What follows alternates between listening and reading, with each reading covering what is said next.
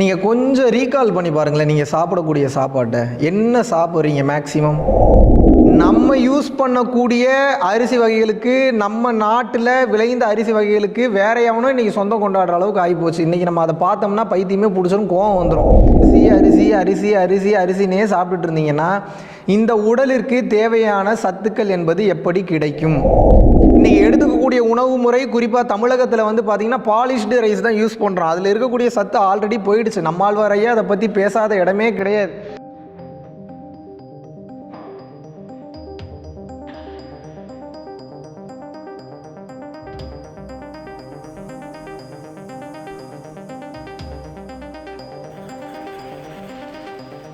குருவே சரணம். அனைவருக்கும் வணக்கம். மனிதர்கள் இந்த காலகட்டத்தில் சாப்பிட்ற உணவு முறைகளில் வந்து ரொம்ப ரொம்ப கவனம் எடுத்துக்கொள்ள வேண்டியதாக இருக்குது. இதில் மெயினாக நீங்கள் நோட்டீஸ் பண்ணக்கூடிய விஷயம் என்னென்னா, நீங்கள் கொஞ்சம் ரீகால் பண்ணி பாருங்களேன். நீங்கள் சாப்பிடக்கூடிய சாப்பாட்டை என்ன சாப்பிட்றீங்க மேக்ஸிமம்? அரிசி. எப்போ பார்த்தாலும் அரிசியிலேருந்து வரக்கூடிய சோறு அல்லது சாதம் எப்படி வேணாலும் நீங்கள் வச்சுக்கலாம். ஸோ ஆக மொத்தம் அது அரிசியினுடைய அவுட்கம் தான் சாப்பாடு அல்லது சாதம்னு சொல்கிறோம். காலையில் எழுந்திரிச்சோன்னே என்ன சாப்பிட்றீங்க? இட்லி அல்லது தோசை. இது ரெண்டுமே அரிசியினுடைய வெளிப்பாடு தான். மிஞ்சி மிஞ்சி போனால் சப்பாத்தி போவீங்க, பூரி போவீங்க. அதுவும் பாருங்கள், கோதுமை கொஞ்சம் வேறு மாதிரி போகிற மாதிரி இருந்தால் மைதா, இல்லை வேறு மாதிரி போகிற மாதிரி இருந்தால் மறுபடியும் அரிசியிலே வந்து நின்றுக்கிறீங்க. இல்லை வேறு மாதிரி கொஞ்சம் அதிகப்படியாக போகிற மாதிரி இருந்தால் இந்த கம்மங்கூழ் வரைக்கும் போவீங்க. எப்போயாவது அது வீட்டில் செய்கிறதில்ல, வெளியில் போகும்போது குடிச்சுக்கிட்டா உண்டு. இப்போது நான் என்ன கேட்குறேன்னா, அந்த காலம் அப்படின்னு எடுத்துக்கிட்டிங்கன்னா 1,20,000 வகை அரிசிகள் இருந்தன. ஆனால் இன்று நாம் சாப்பிடக்கூடிய உணவில் வந்து பார்த்திங்கன்னா வெறும் 6,000 வகை அரிசி தான் இருக்குது. அந்த அரிசிக்குமே பேட்டன் ரைட்ஸு ஃபாரின்காரன் வாங்கிட்டான். இது எப்படி அப்படின்னா, நம்ம யூஸ் பண்ணக்கூடிய அரிசி வகைகளுக்கு, நம்ம நாட்டில் விளைந்த அரிசி வகைகளுக்கு வேற எவனோ இன்றைக்கி சொந்தம் கொண்டாடுற அளவுக்கு ஆகிப்போச்சு. இன்றைக்கி நம்ம அதை பார்த்தோம்னா பைத்தியமே பிடிச்சோன்னு கோவம் வந்துடும். ஏன்னா நம்மளுடைய உரிமைகளுக்கு, நம்மளுடைய பொருட்களுக்கு எல்லாம் வேற ஒருத்தர் உரிமை கொண்டாடிட்டு இருக்கிறான்னு சொல்லி ஆத்திரம் வந்துடும். அதனால் அவ்வளோ தூரம் போவேன்னா, நம்ம இன்றைக்கி நம்மளை பேணி பாதுகாக்க வேண்டியது கடமையாகி விட்டது. எப்போ பார்த்தாலும் அரிசி அரிசி அரிசி அரிசி அரிசினே சாப்பிட்டுட்டு இருந்தீங்கன்னா இந்த உடலிற்கு தேவையான சத்துக்கள் என்பது எப்படி கிடைக்கும்? சரி, ஓகே. அரிசின்றதாவது வந்து பார்த்திங்கன்னா மெயின் கோர்ஸ் மாதிரி வச்சுக்கிறீங்க. அதுக்கு ஊற்றக்கூடிய கிரேவி, குழம்புன்னு சொல்கிறாங்க இல்லையா, அது என்ன ஊற்றுறீங்க? சாம்பார், ரசம், புளிக்குழம்பு, மோர் குழம்பு, தயிர், மோர், வேறு என்ன இதில் நீங்கள் ஊற்றி சாப்பிட்றீங்க? நல்லா யோசிச்சு பாருங்கள். சாம்பார்னு ஊற்றுறீங்க. முக்கால்வாசி மனிதர்கள் வந்து பார்த்திங்கன்னா இன்றைக்கி சாம்பார்லேயே இருக்கக்கூடிய காய்கறிகளை விலக்கி வச்சுட்டு தான் சாப்பிட்றீங்க. வெறும் அது மஞ்சள் தண்ணி தான். அது நீங்கள் ஊற்றக்கூடிய அந்த உப்பில் இருக்கக்கூடிய லைட்டாக மஞ்சள், லைட்டாக தான் மசாலா இருந்ததுன்னா அந்த மசாலா டேஸ்ட்டு கொஞ்சோண்டு ஊற்றி அந்த அரிசி மேலே ஊற்றி வெறும் தண்ணியை குழப்பி சாப்பிட்ற மாதிரி சாப்பிட்றீங்க. இன்றைக்கி நீங்கள் சாப்பிட்ற அரிசியே பாலிஷ்டு ரைஸ் தான். எதுவுமே வந்து குவாலிட்டியான ரைஸே கிடையாது. மேக்ஸிமம் நம்பர்ஸ் ஆஃப் பீப்புள் உலகம் ஃபுல்லாக இன்றைக்கி நம்ம எடுத்துக்கலனாலும் பரவாயில்ல, இன்றைக்கி அட்லீஸ்ட் நீங்கள் இந்தியா எடுத்துக்கிட்டிங்கன்னா கூட இன்றைக்கி எடுத்துக்கக்கூடிய உணவு முறை குறிப்பாக தமிழகத்தில் வந்து பார்த்திங்கன்னா பாலிஷ்டு ரைஸ் தான் யூஸ் பண்ணுறோம். அதில் இருக்கக்கூடிய சத்து ஆல்ரெடி போயிடுச்சு. நம்மாழ்வார் ஐயா அதை பற்றி பேசாத இடமே கிடையாது. மண் வளம் கெட்டு போச்சு, மனித வளம் கெட்டு போச்சு, மலட்டுத்தன்மை ஆகி போச்சு. காய்கறிகளில் கூட வந்து பார்த்திங்கன்னா இன்றைக்கி ஃபுல்லாக வந்து கெமிக்கல் ரியாக்ஷன் நிறைய இருக்குது. பூச்சிக்கொல்லி மருந்துகள் யூஸ் பண்ண ஆரம்பிச்சிட்டாங்க. அது மட்டும் இல்லாமல் இன்றைக்கு மரபணு மாற்றம் செய்யப்பட்ட விதைகளும் மரபணு மாற்றம் செய்யப்பட்ட பல காய்கறிகளும் பழங்களும் வர ஆரம்பித்து விட்டது. இதே மாதிரி போயிட்டு இருந்ததுன்னா மனிதன் தங்களது உயிரை காப்பாற்றி கொள்ள முடியாது. ஒரு மனிதனுடைய சராசரி ஆயுட்காலம் அந்த காலத்தில் 100லேருந்து 120 வருஷம், 130 வருஷம்லாம் வாழ்ந்தாங்க. நான் சொல்கிறது கலியுகத்திலேயே சொல்கிறேன். நீங்கள் சக்தி யுகம், திரேதா யுகம், துவாபர யுகம்லாம் நீங்கள் போக வேண்டாம். நான் சொல்கிறது கலியுகத்திலேயே சொல்கிறேன். ஆனால் இன்றைக்கு மனிதனுடைய சராசரி ஆயுட்காலம் என்பது 50லேருந்து 60 தாண்ட மாட்டேங்குது. அவ்வளவு கஷ்டமாக இருக்குது. இந்த ஸ்பீடு டெஸ்ட் மாதிரி தான். இன்டர்நெட் ஸ்பீடோட டெஸ்ட்டை, வேகத்தை வந்து டெஸ்ட் பண்ணுறதுக்கு ஆன்லைனில் சில வெப்சைட் இருக்குது. அந்த சில நேரத்தில் 100 Mbps ஸ்பீடுன்னு நினச்சி எடுப்போம். ஆனால் கிட்டத்தட்ட போனீங்கன்னா அது 20 Mbps தாண்டாது. அதுக்கே முக்கும் மேலே போகிறதுக்கு. அந்த மாதிரி தான் நம்ம சத்தான உணவு முறைகள் நினைத்து எடுத்துக்கொள்ளக்கூடிய உணவுகளில் இன்றைக்கு சத்து என்பதே கிடையாது. இப்படியே போனீங்கன்னா நல்லா புரிஞ்சுக்கோங்க. இந்த கை, கால், முகம், மூக்கு, கண், இது எல்லாமே செல்களால் உருவாக்கப்பட்டது, ஆட்டம்ஸ். அப்போது இதனுடைய டீப்பாக போனீங்கன்னா இதற்கு பெயர் உயிரணுக்கள்னு சொல்கிறாங்க. இப்படியே நீங்கள் சாம்பார், ரசம், இட்லி, வடை, பொங்கல், பூரி, சமோசா இதே மாதிரியே சாப்பிட்டுட்டு வந்தீங்கன்னா வயிறு நிறையுமே தவிர உங்களுக்கு உயிராற்றல் என்பது வராது வராது வராது வராது.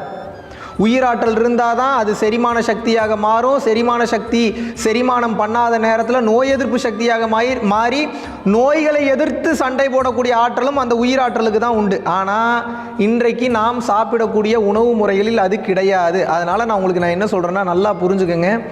நாம் விழித்து கொள்ள வேண்டியது நம்மளுடைய கடமை. நம்ம எந்த அளவுக்கு விழிப்புணர்வு தன்மையில் இருக்கிறோமோ அந்த அளவுக்கு தான் நம்ம பாதுகாத்து கொள்ள முடியும்.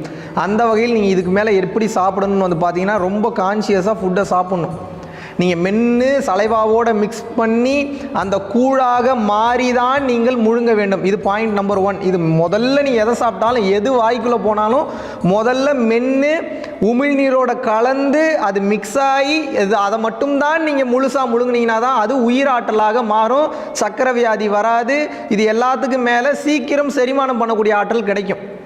இதை கடந்து நீங்கள் எதெல்லாம் எடுத்துக்கணும்னு பார்த்தீங்கன்னா, ABC இதை நல்லா ஞாபகம் வச்சுக்கோங்க. ஆப்பிள், பீட்ரூட், கேரட் டெய்லியும் காலையில் அதை எடுத்துக்கொள்ள முடியுமான்னு பாருங்கள்.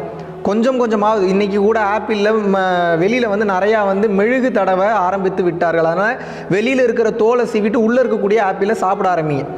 ABC ஆப்பிள், பீட்ரூட், கேரட் இதை ரெகுலராக எடுத்துக்க முயற்சி பண்ணுங்கள்.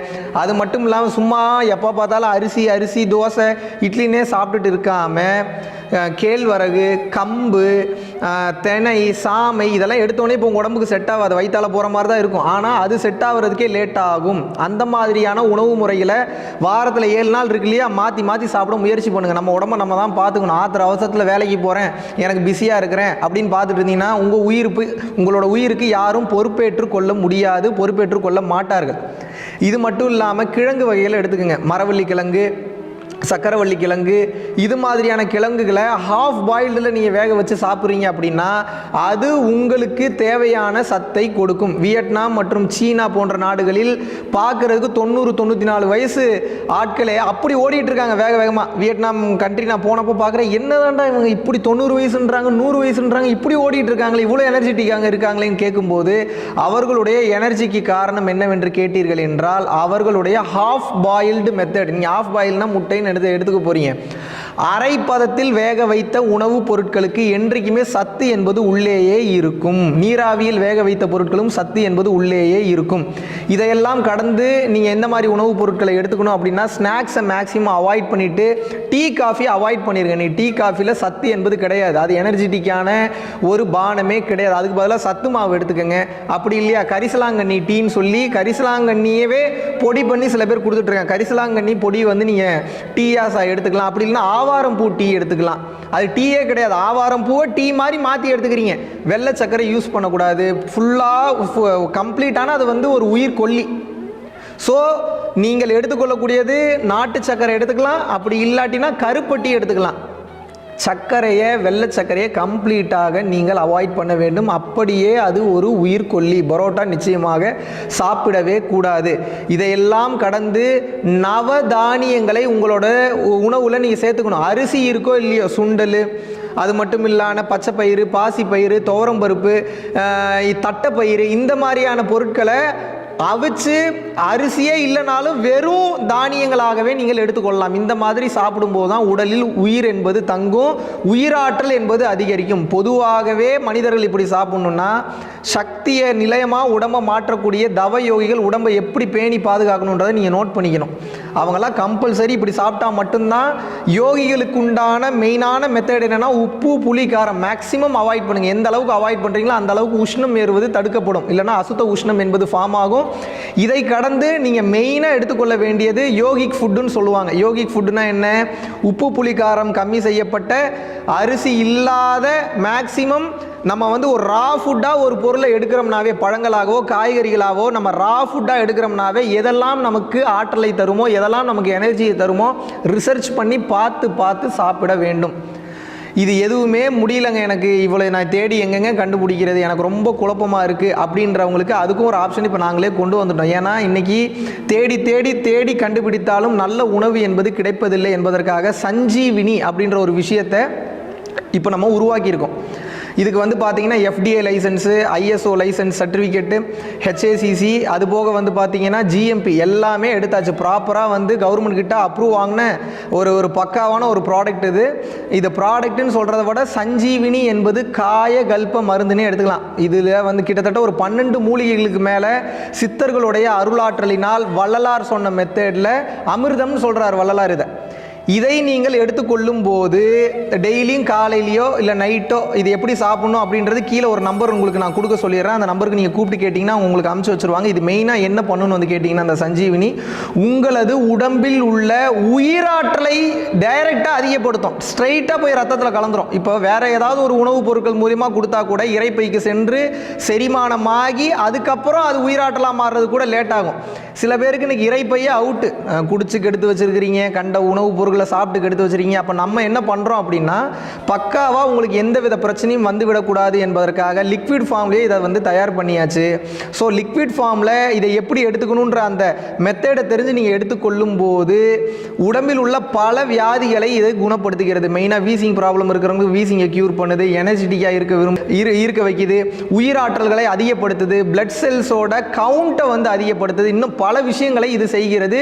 சித்தர்களின் அருள் ஆற்றலினால் கிடைக்கப்பெற்ற ஒரு மாபெரும் பொக்கிஷம் தான் சஞ்சீவினி. ஸோ நான் முன்னாடி சொன்ன மெத்தடையும் நீங்கள் ரெகுலராக ப்ராக்டிஸ் பண்ணிட்டு வரும்போது உங்களுக்கு அந்த உயிராற்றல் என்பது அதிகரிக்கும். அதுபோக அது இல்லை என்றாலும் இதை எடுத்துக்கலாம், அப்படி இல்லைன்னா அதை எடுத்துக்கிட்டு இதை எடுத்துக்கலாம். ஆக மொத்தம் உயிராற்றல் தான் நமது ஜீவசக்தி. நமது ஜீவசக்தி அதிகமாகும் போது உடலில் எனர்ஜெட்டிக்கான ஒரு ஃபீல் இருக்கும், உயர்ந்த விஷயங்களை அச்சீவ் பண்ணுறதுக்கு ஃபோக்கஸ்டான மைண்ட் இருக்கும், தெளிவு சிந்தனையும் அதிகப்படும். என்றைக்குமே மன தெளிவுன்றது ஒன்று வந்துருச்சுன்னா உலக தெளிவுன்றது வந்துடும். மனத்தெளிவே ஞான தெளிவையும் உங்களுக்கு கொடுத்துவிடும். அதனால ரொம்ப கவனமாக இருங்க. எந்த உணவை எடுத்துக்கொள்கிறீர்களோ அதே உணவாக நீங்கள் மாறுகின்றீர்கள் என்பதை நினைவில் கொண்டு செயல்படுங்கள். நன்றி, வணக்கம்.